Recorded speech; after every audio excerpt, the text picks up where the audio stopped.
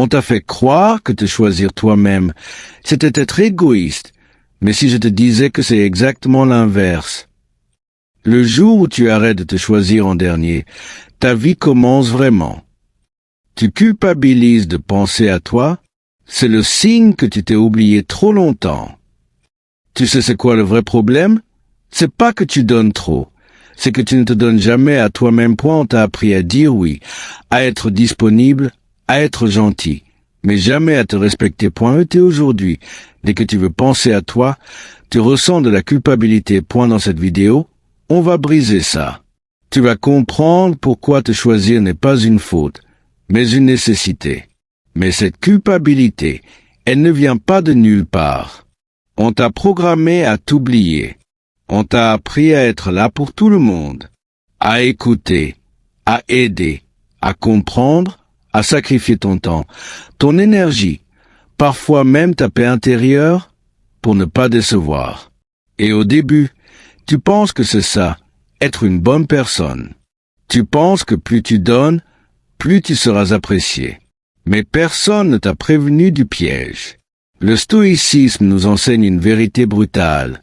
Ce que tu contrôles, c'est toi. Pas les attentes des autres. Pas leur jugement. Pas leur satisfaction. Et pourtant, tu passes ta vie à essayer de répondre à quelque chose qui ne dépend même pas de toi. Résultat, tu t'oublies. Tu dis oui quand tu veux dire non. Tu restes quand tu veux partir. Tu donnes quand tu es déjà vide. Et petit à petit, tu perds le contact avec toi-même. Tu ne sais même plus ce que tu veux, ce que tu ressens, ce qui est bon pour toi. Tu es devenu une version de toi construite pour les autres. Mais le vrai problème n'est pas là. Le vrai problème, c'est la culpabilité. Parce que dès que tu essaies de changer, dès que tu poses une limite, dès que tu te choisis enfin, une voix en toi te dit « Tu es égoïste, tu abuses, tu changes trop ». Et cette voix te ramène en arrière. Le stoïcisme dirait ceci: cette culpabilité n'est pas la vérité, c'est un conditionnement, une illusion créée par des années à croire que ta valeur dépend de ce que tu fais pour les autres. Mais regarde bien, les gens qui te respectent vraiment ne te respectent pas parce que tu te sacrifies. Ils te respectent parce que tu sais qui tu es et ce que tu acceptes ou non. Se choisir, ce n'est pas abandonner les autres. C'est arrêter de s'abandonner soi-même. Et tant que tu ne comprends pas ça, tu continueras à vivre une vie où tout le monde a accès à toi, sauf toi-même. Et vivre comme ça a un prix que tu paies en silence. À force de toujours te mettre en second, le corps et l'esprit finissent par encaisser. D'abord, il y a la fatigue. Pas juste physique, une fatigue mentale profonde. Tu es toujours disponible, toujours en train de répondre, d'aider, de t'adapter. Tu donnes ton énergie partout, sauf là où elle devrait être prioritaire. Toi, et un jour, tu te réveilles épuisé, sans même savoir pourquoi, comme si vivre devenait une charge. Ensuite vient la frustration.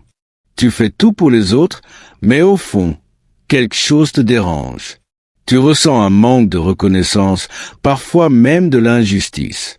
Tu te dis, pourquoi moi je donne autant et je reçois si peu?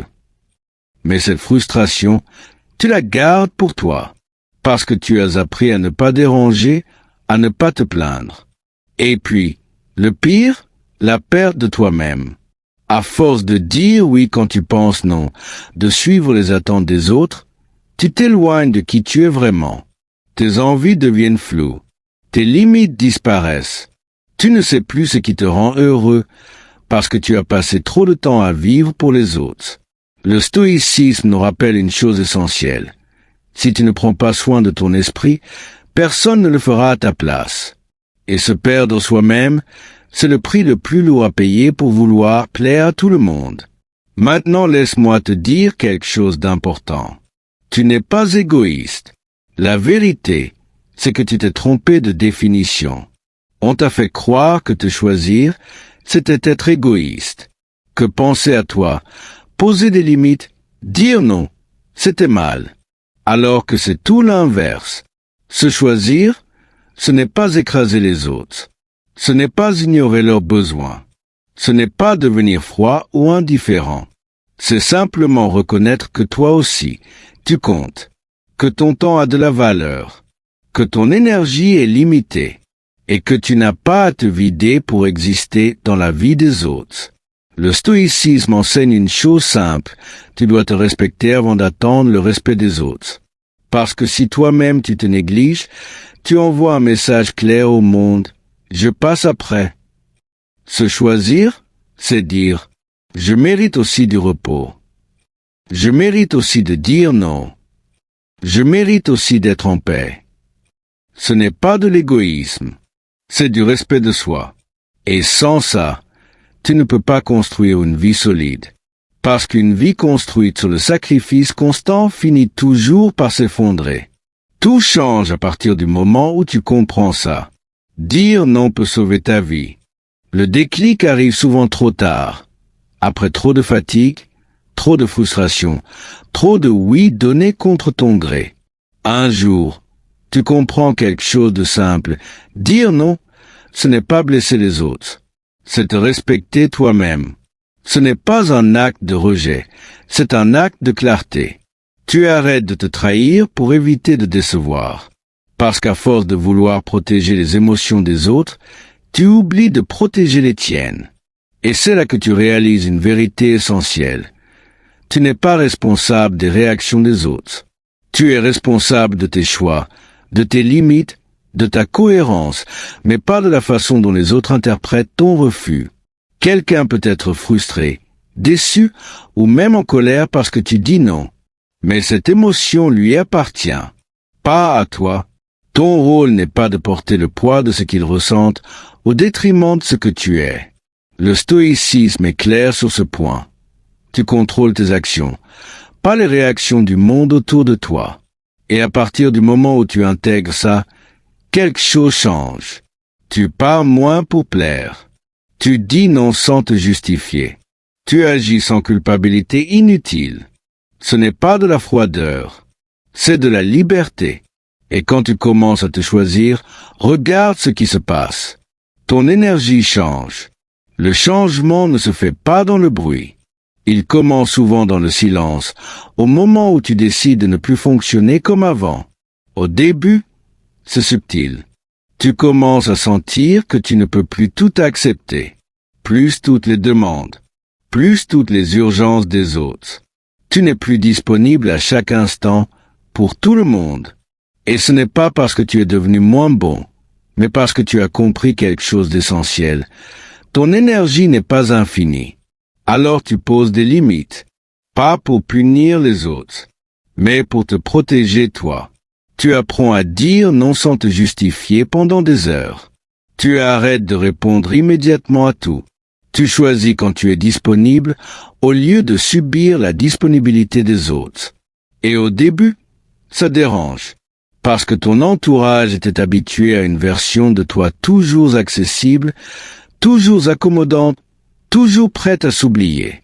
Mais petit à petit, quelque chose change. Tu remarques que plus tu poses des limites, plus ton énergie revient.